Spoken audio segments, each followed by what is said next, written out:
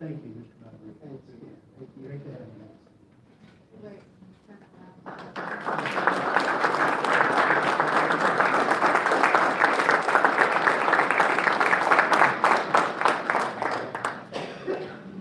I'm sure all of you heard that. Mr. Rodriguez is a two-time recipient himself. Oh, wow.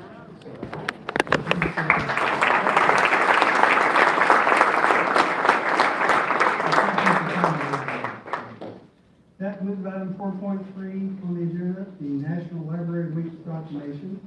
For this proclamation, I'd like to call forward Rostein from the Clearwater Library. She's our assistant director there. Whereas libraries provide the opportunity for everyone to pursue their passions and engage in lifelong learning, allowing them to live their best life, and whereas libraries have long served as trusted institutions for all members of the community, regardless of race, ethnicity, creed, ability, sexual orientation, gender identity, or socioeconomic status, and whereas libraries strive to develop and maintain programs and collections that are as diverse as the populations they serve, and ensure equity of access for all, whereas libraries play a critical role in the economic vitality of communities by providing internet and technology access, literacy skills, and support for job seekers, small businesses, and entrepreneurs. And whereas libraries are cornerstones of democracy, promoting the research, information, and ideas for all, now therefore libraries, Mayor of the City of Clearwater, Florida, on behalf of the Clearwater City Council, you hereby proclaim April 6th through the 12th, 2025, to be National Library Week in Clearwater. And I encourage all residents to visit their library to explore the wealth of resources today. Thank you for coming tonight and accepting this.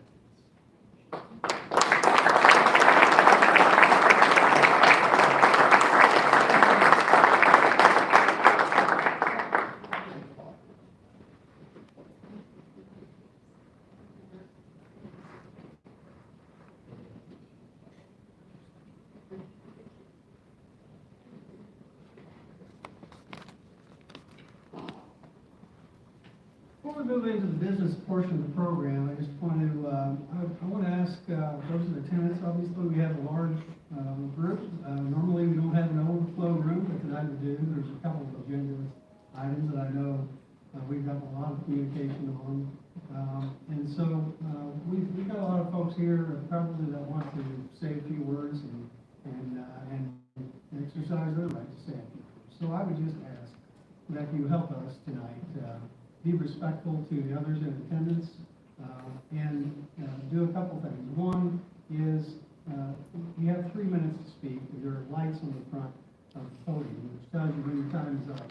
And I know it may be an extra 15, 20 seconds if you want to add on to the end of your time, but if we all do that, if I give the latitude to everybody go over their time, whether I agree with what you say or if you don't, it's going to cause for a longer evening, and more importantly, it's going to delay the chance for somebody. It could be, it could be a grandmother, it could be a working mom, it could be somebody's got to go home with their kids, put them to bed.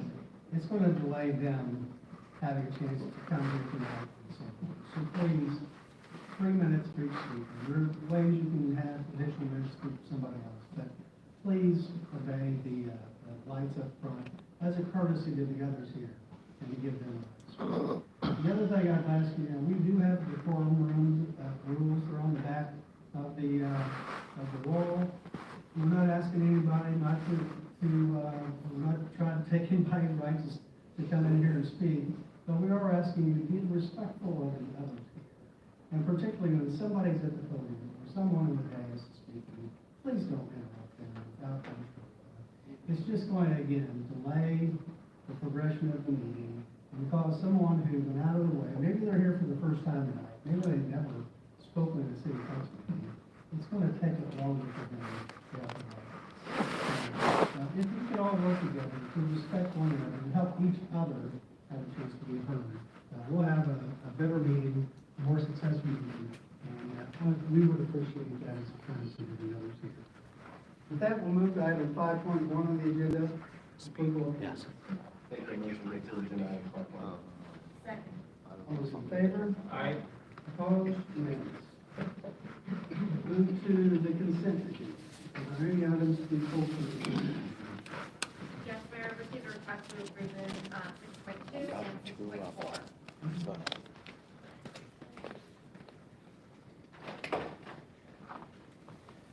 Okay. Is there a motion to approve? Motion to approve agenda items 6.1 to 6.11, excluding 6.2 and 6.4. Second. All those in One of favor? them. Aye. This one, and then one of them. This one. Move to item 6.2. Approve an event license agreement between Jones Lang with South Americas, Inc. in the capacity as agent for the owner of the premises known as Countryside Mall, located at Pretty much it's the 2001 same. West Highway 19 North, Clearwater, Florida, and in the city of Clearwater, is the purpose for the purpose of hosting a shuttle-thon and operation medicine event on April 26, 2025, located at Countryside Mall. I gotta put one of those cards, right? Yeah, yeah. Thank you, Mayor, Council. As mentioned in Monday work session, this is an event license agreement between the City of So then Clearwater I wait and until Jones it comes Lang out with and South say, I America. give him. For the throne and the take back. So happy to. We want to have a couple of desires to do that at 6.2.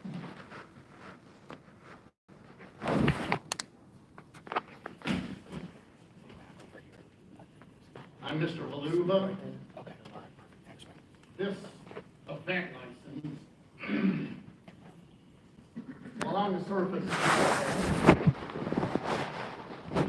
it appears to be somewhat unnecessary in the fact that it's a Clearwater Police public relations. They throw a fit, and you just figure it out. The idea is not a bad one until Clearwater Police get involved. Because he'll take up that question. When do I tell him? When John goes on. I'd like to know, I haven't heard it, maybe, Like, I just assume, I just don't know when to tell him, if he sets it up for me, I'll. Like- As soon as John comes back in, I'll get it set. How are any of these And I'll drugs be turned in up there if disposed John of? can, you know, we don't. Keeping in mind, Clearwater Police has a rather poor record when it comes to tipping off drug dealers, until caught by the sheriff's department. Will these shredded items be recycled or go to the incinerator like most of the recycling that we take here before? This is recycling this foyer. Got another example for you. This is recycling too. What you are doing is not. What is the cost to the city of Clearwater for this event? I didn't see that much in anything. I feel this type of event, while good natured, is best handled by the primary law enforcement entity, and that is Pinellas County Sheriff's Office. Don't need Clearwater Police. Else here from the public desire to speak to agenda item 6.2. There's none, is there any motion? Move to approve agenda item 6.2. Second. All those in favor? Aye. Opposed? Unanimous. Agenda item 6.4. Approve underground conversions agreement, UCA, and facility relocation agreement, URA, with the Duke Energy LLC in the amount of $671,431 and 56 cents to replace overhead power lines with new underground distribution lines and facilities on Myrtle Avenue from Cleveland Street to North Street and authorize the clerk to commission such agreement. Evening, Mayor, council members, Marcus Williamson, Public Works Director. I won't rehash all the information on this working session, but this will vary the Duke power lines for both ESPA City Hall as well as MSD. So, Anyone here from the public So desire to you speak to just agenda put item 6.2? 7.2.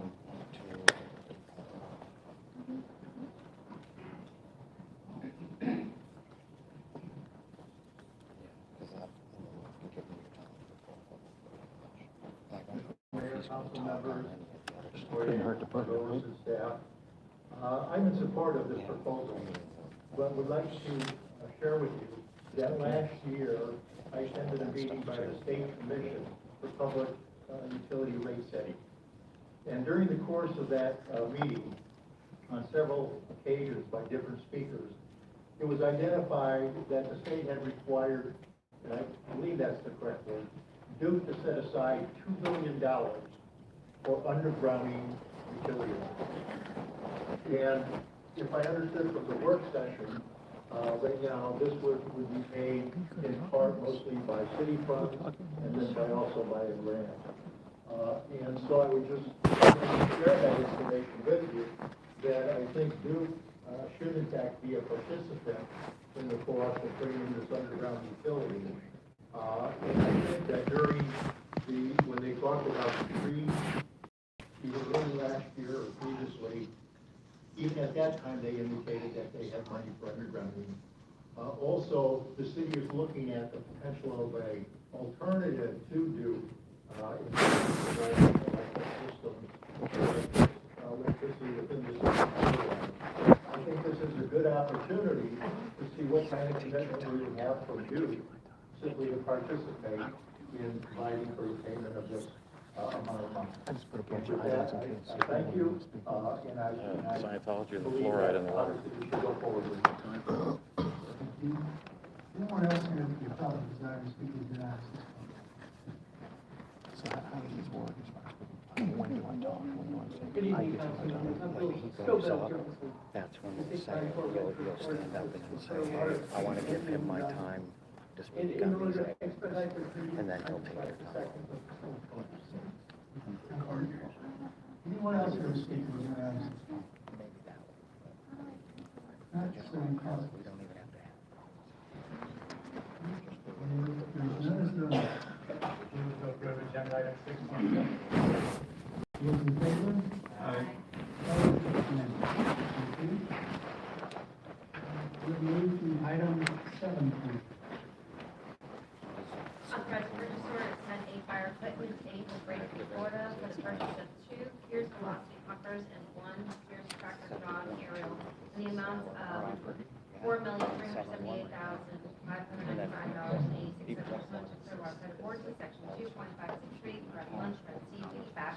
Declare G3406 tiller, G2776 pumper, G3964 pumper surplus effective upon receipt of the purchase apparatus and authorize disposal at auction or traded, whichever deemed to be the best use of the city pursuant to Code of Ordinance Section 29623.7 8 and authorize the purchase execution. Good evening, everyone. Marvin Pettengill, Federal Fire Chief of the Water Fire Rescue.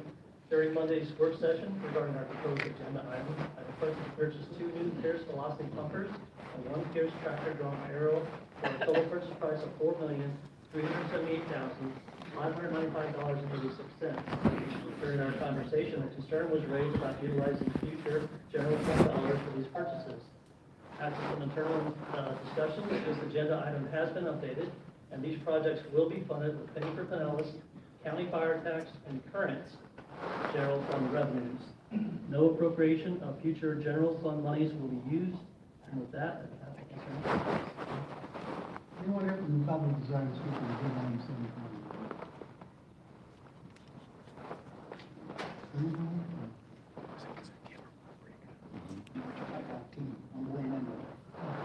Notice that you didn't give any picture of what's being purchased. None of you guys really know. Except for you. That's a big number. And the old fire trucks, you only data on them. How long are they? How many hours are on them? How many miles are on them? That's nobody. Now, we have to trust them. Everybody knows I don't trust anyone. Sorry. We got. We have the right to know, see.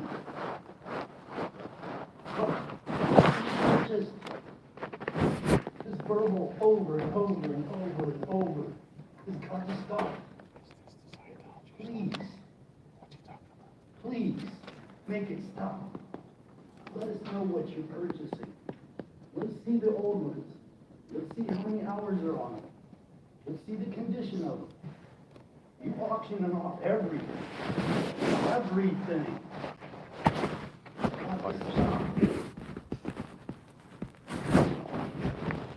What else are from the public side to speak on the agenda item?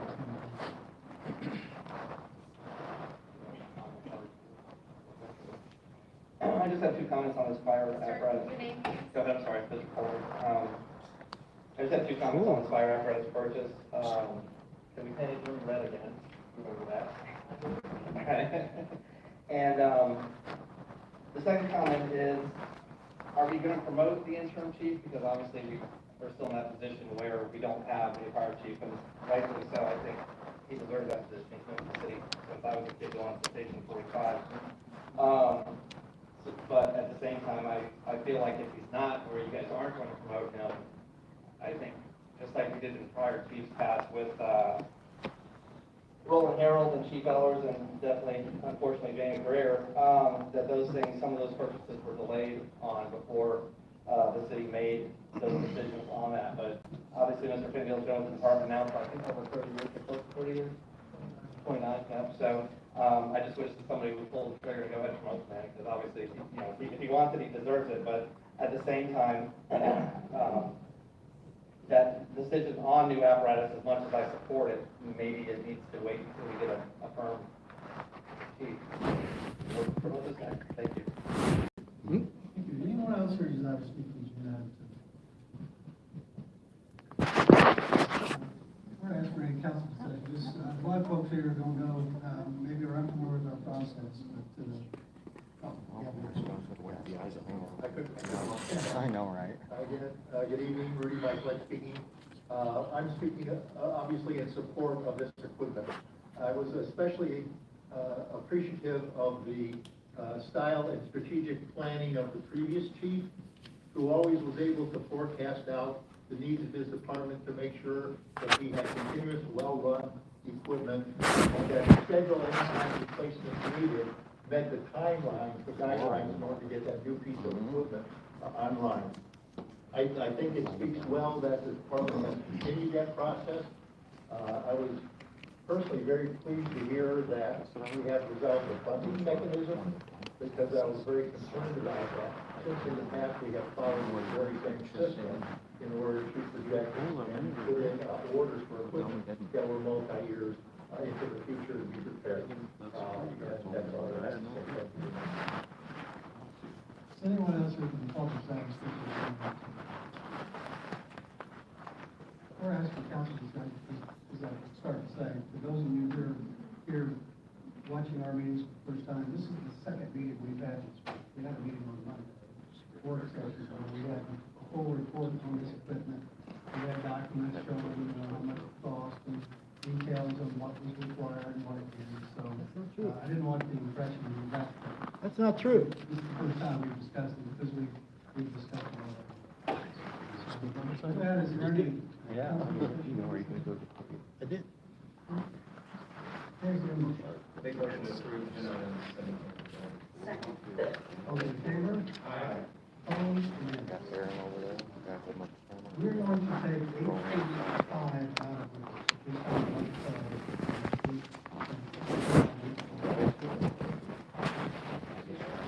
People up in here, I think. Your 8.5 Oh, no, that's is the the budget. second reading of the budget ordinance. So this is ordinance number 9819-25, an ordinance of the city of Clearwater, Florida, amending the operating budget for the fiscal year ending September 30th, 2025, to reflect increases and decreases in revenues and expenditures for the general fund, solid waste and recycling fund, administrative services fund, special development fund, and special program fund, as provided herein, providing effective date. Anyone here from the public desire to speak to the agenda item 8.5? There's none. Is there any council discussions? If not, is there a motion? Motion to approve agenda item 8.5. Second. Those in favor? Aye. Opposed? Unanimous. Agenda item 8.6. 8.6 is the second reading of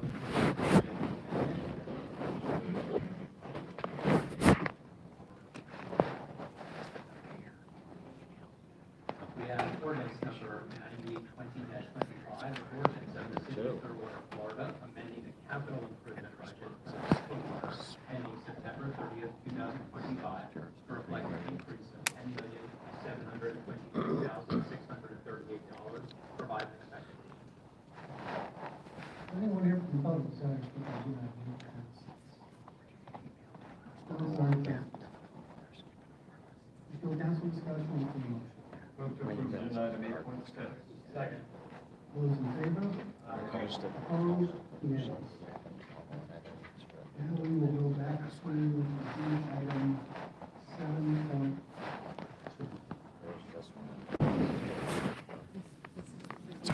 Mayor, I want to take a ahead of this discussion on this item. Given the complexity and the sensitivity of these negotiations, if you please just allow me time to provide some background on the steps that got us here today. As you know, the Church of Scientology has been planning for several years to build a large event hall on the property just south of the Flag Building. As part of their project approval process, in December, they submitted a vacation right-of-way for a one-block portion of Garden Avenue. The city is required to respond to that vacation request. Upon this review by legal, it was determined that by operation of law, the city has title to that parcel, and in order to vacate the right-of-way, the city would have to sell or trade the property that is a reflection of market value. The city is also required to post that property for 30 days in order to determine if any other interest exists. As such, the City Council unanimously directed that I engage with negotiations with the Church of Scientology regarding the purchase and sale of this portion of Garden Avenue.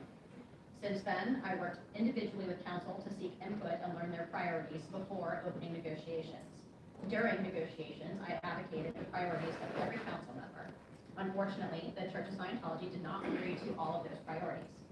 Given the historical and community interest surrounding this issue, we anticipated a large range of perspectives, opinions, and challenges that brought forth both the community and the council as to what an appropriate deal would look like. What is being brought forward today is a result of those negotiations. The agreement meets the majority of the broad goals set by City Council. It provides the city a fair market price as validated by 3 appraisals the city received for the property. It creates new green space that would be open to the public, and the property will not exchange ownership until the building is completed. I will now turn this over to Tom Mahoney, who will provide the staff report. Evening, Council, Tom Mahoney, Public Works. So this item is to declare the vacant portion of city manager's both for surplus and sale. The purchase price is $1.375 million, and the city will maintain any necessary easements over their utilities. And I'll try to answer any questions. On this agreement, we don't have a rating, right? It's the one that's still there. Okay, well, let's get going. I think there are some folks here that want to speak on this topic. So, is there anyone here from the public who desires to speak to agenda item 7.2? If you could, if you want to speak, I think there are a number of you. If you can just line up over here, we'll just take you one by one. And again, as we said earlier, if you don't have the time to call, please don't do that before or after. Thank you. Haluba? I'm Mr. Haluba. This is a very bad idea.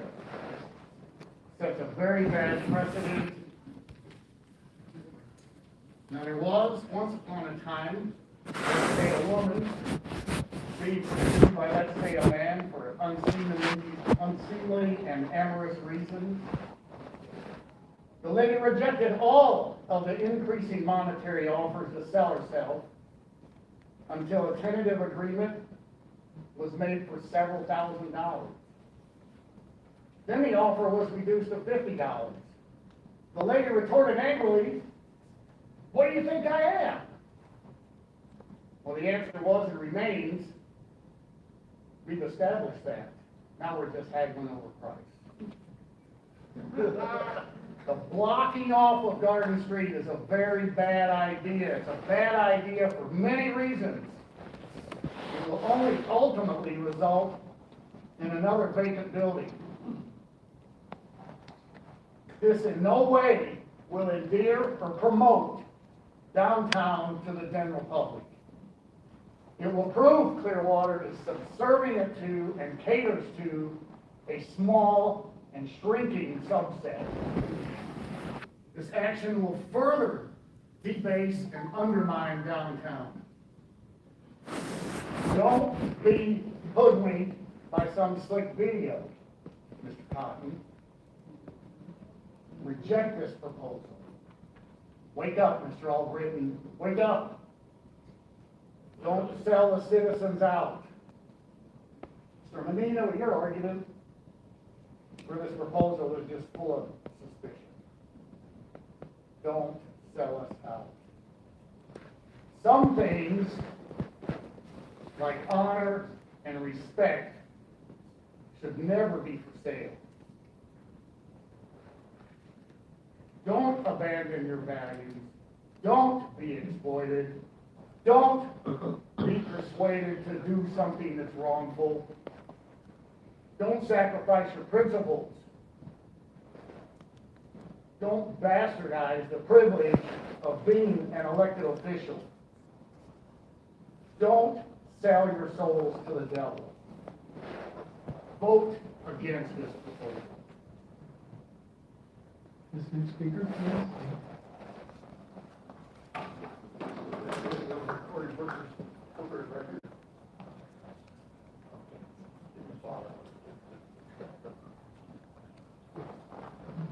That which I'm about to present follows from a collaboration with two Clearwater residents, myself and John Manbach. Our professional careers and experience are particularly well suited for the analogies we are highlighting. It's hard to boil this down in just 3 minutes, so we delivered a written and more expansive version of our thoughts to council members earlier today, as well as to the city manager. I have extra hard copies if anyone can care for them. Our conclusion is quite simple.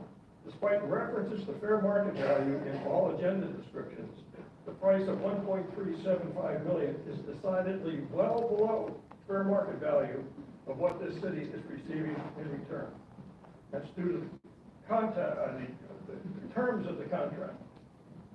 Our hope is to prevent the execution of a document exposing the city and/or council members to adverse scrutiny, or worse, perhaps even possible litigation. Furthermore, we do not want the city to set a precedent, that precedent being selling below fair market value, that others will attempt to exploit. The city commissioned 2 appraisals, one of which noted the $1,375,000 that is in the draft contract. The other of which returned 2 figures, $935,000 if the property belongs to someone who did not own the adjacent property to the water. But the other was $1,700,000 if sold to somebody who owned an adjacent property. Now that's significantly more. Scientology is the only adjacent property owner in this case. And the fact of the matter is that issue was not addressed by the first appraiser, who came up with $1,375,000. And so the only appraiser that took account of the proper or the correct facts in this situation was the appraiser that came through with $1,700,000. So that's only the first reason why we argue that the price inherent in this contract is well below market. Next, both appraisers provided valuations that assume there are, I quote, no special terms in favor of the buyer, i.e. that the buyer pays cash up front, like a traditional property transfer. However, that is not the case with the contract.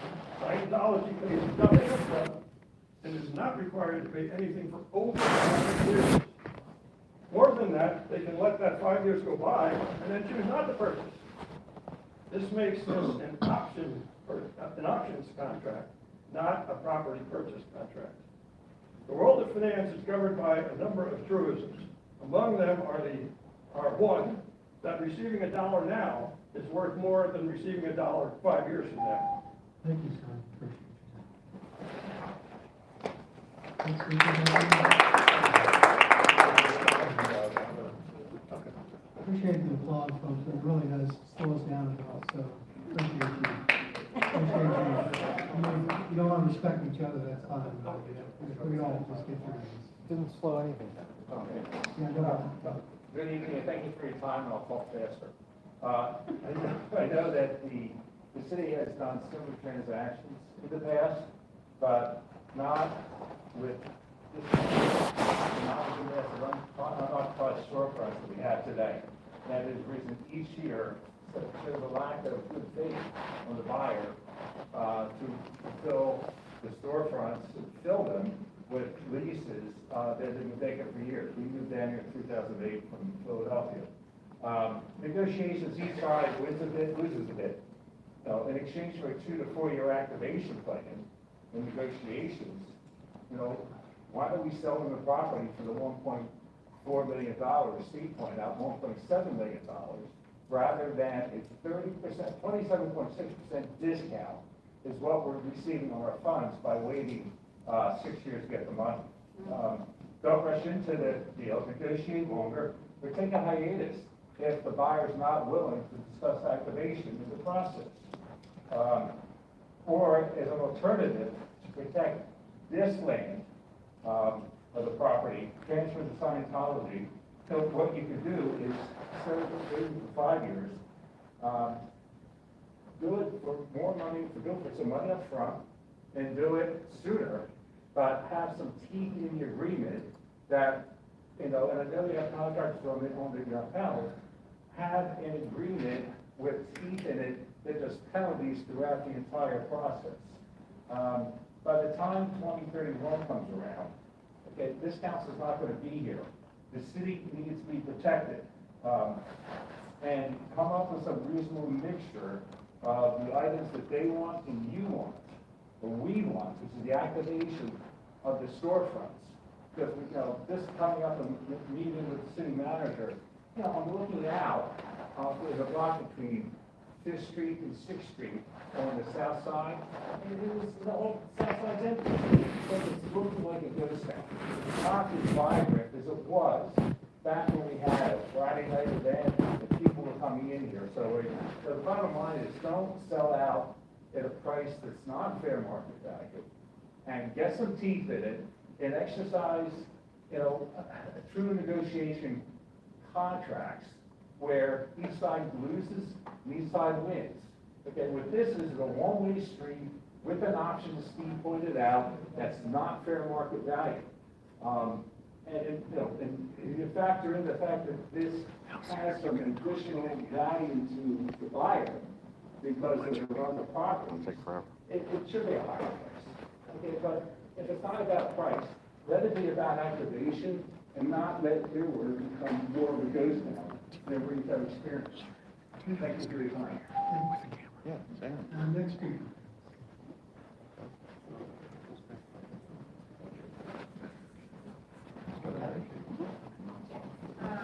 Lisa Welch-Briggs, you can raise your hand. Okay. And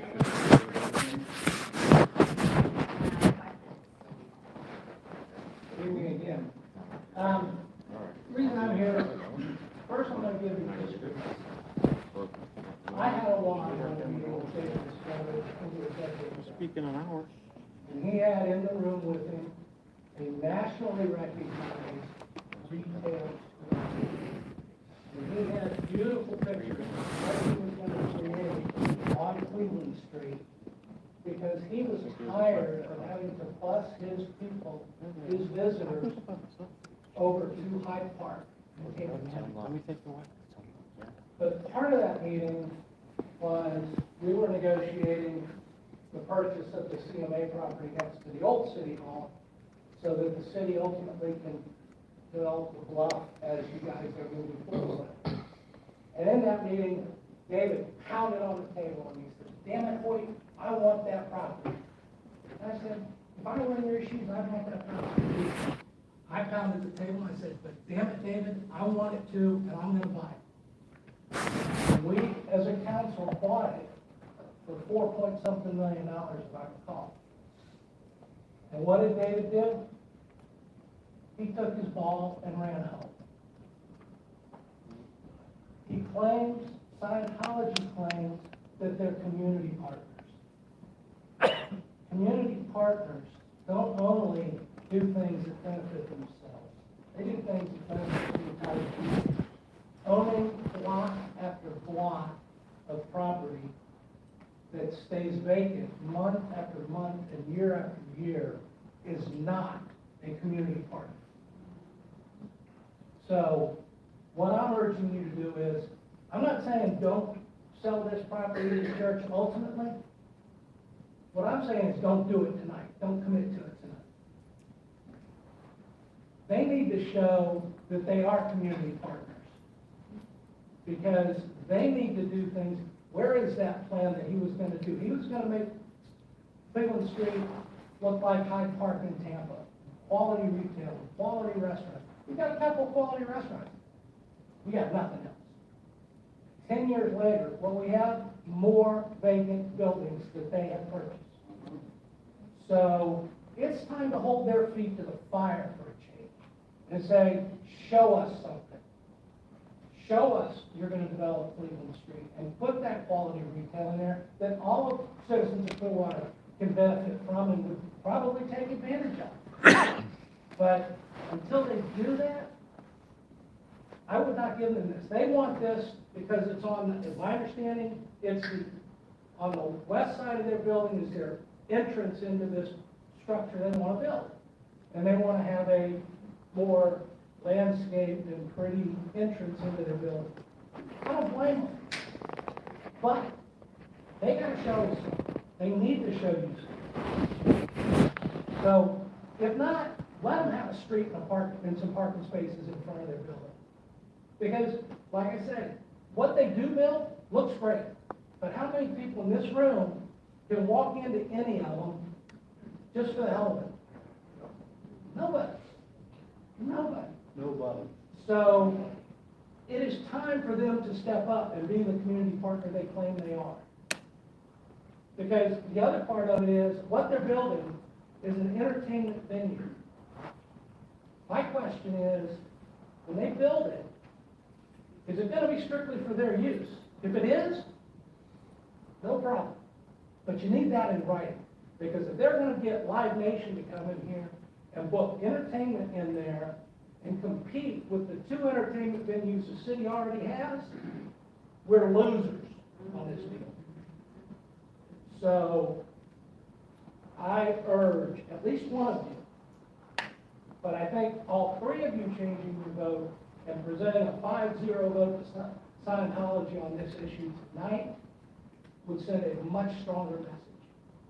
Because they've claimed for 40 years that they're community partners. I've lived here for 66 years, almost 67. They've not shown very many times other than showing up at some events.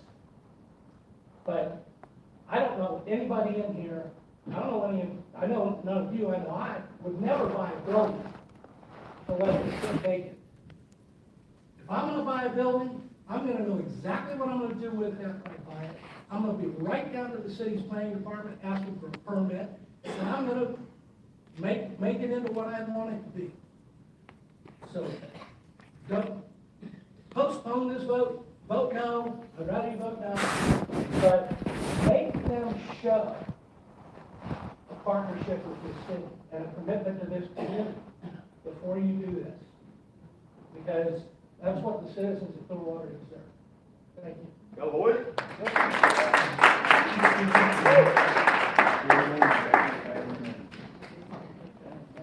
I know we're not supposed to launch Mark Bunker, by the way. Thank you. 1 second. Don Senator? See, are you here? Don? Give you my number.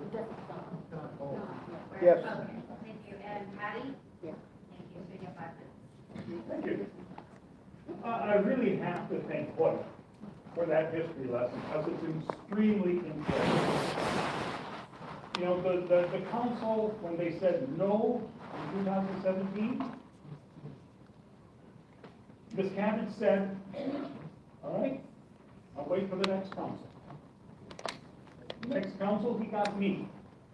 And he said, I'll wait for the next council. Now he has you. That video that you love, Ryan, that beautiful video that if only the public could see this video, they would love having the L. Ron Hubbard Hall here. There's a reason Ms. Cabbage doesn't show that to the public. because it says L. Ron Hubbard Hall on it, and he knows the public here don't like Scientology. You know, there's another very, very beautiful video, very similar to that. I'm sure the production value of the LRH Hall is just as great. You can see that one right now. You can go to Cleveland Street Alliance, and there's a video there about how 3 buildings on Cleveland Street are being restored. And it is remarkable. It's such a well-produced video. Nowhere in there does it say Scientology, or L. Ron Hubbard, or David Miscavige. But he's the one who snapped his fingers to make that happen, to try to get something from the city. And that is a front group that he created expressly to hide the fact that Scientology's involvement in those buildings is what is making that happen. I would urge you not to sell the street. Miscavige didn't go halfway with you, it appears. You had things you wanted in the deal, and he said, nah. I would say this to you. Miscavige doesn't need the street. He doesn't. He wants the street. Personally, I think it's so he can stop any protest in front of L. Ron Hubbard Hall. And for him, $1.3 million, that's chump change. He's happy to pay that. And frankly, it's an insult that he's paying market value. Because you know, all those buildings he secretly bought up after 2017, when the city was bold enough to say no to him, he paid 2, 4, or 6 times market value for those buildings he's been leaving empty. No problem there, but with the city, I'll give you market value. In fact, I'm not even going to give it to you now. Down the line, I'll probably give it to you. Can't guarantee it. If he wants to stop protests in front of L. Ron Hubbard Hall, all he has to do is get an event permit. So on those nights, nobody can protest. The rest of the time, Councilmember Teixeira, Mr. Mayor, and all the other citizens who use that street on a regular basis will still be able to use the street. There's nothing really in it for you to give Miscavige what he wants. You know, as I said, I think Miscavige is trying to stop. We just saw a protester last week get arrested. Erica was arrested, spent a night in jail, and she's been protesting from the exact same spot for 14 months, and it was not a problem. So I hope this is not any type of crackdown on protests. I don't think it is, but I hope it's not. Let me ask you this, because this is my real concern. Say Miscavige comes through with everything that he promised back in 2017, and he's going to build up all the buildings downtown, make them look gorgeous. He's going to put businesses in them. What happens if a business fails? Does Miscavige have to put another business in? And another business? What if all of them fail? And Miscavige looks around and goes, we made a pretty downtown and no one wants to come down here. I wonder why. And decides, let's just tear down all those buildings and let's build expensive condos for wealthy Scientologists. They can live right next to the flag, and they can walk over and do their auditing, and then another block away, they can go to the L. Ron Hubbard Hall, and Miscavige will go on and on for 2 hours before jumping to their feet and shouting, hip, hip, hooray! That is what I'm worried is going to be the future of downtown Clearwater. The people of Clearwater do not want downtown Clearwater controlled by Miscavige. That's what the council in 2017 said. It's true today. So I urge you, do not sell this street. It's the city street. Thank you. Thank you. Or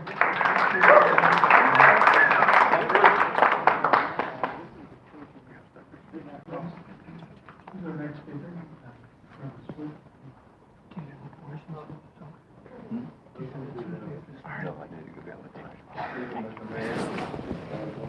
Is that the line of people we? My name is Father Bob Swick, and at the risk of being stoned, I'd like to just make some comments about my view on the people that I've known that represent Scientology. I see a side of them that most don't. Our veterans organization for almost 15 years now, they've been one of the strongest supporters we've had in our community. When it comes to hurricanes, I've seen them out on the street cleaning up. I've seen them throughout Pinellas County cleaning up. Every year, the nation recognizes those of us that have served in combat, that have been wounded or died in combat. And we have what's called the Military Order of the Purple Heart, MOPH. 6 years now, that organization we call Scientology has supported with a dinner. And this year, we're expecting some 500 people to come at no cost, at the cost of the hosts themselves at the Fort Harrison Hotel. I see a side of Scientology that most don't. I'm not arguing one point or the other. There's been some very, very good statements made already with regard to caution, and I support that as well. But I do want on the record to be recognized that these are our neighbors, and with some very, very good side to them.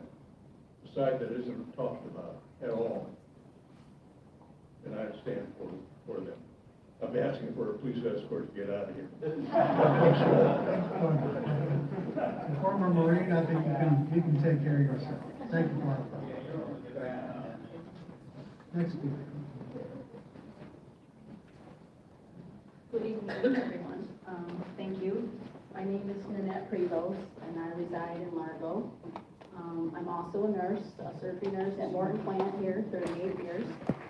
And I reported part of that team, actually. We were talking about that earlier. But I want to elaborate how my connection with the Scientology. I'm not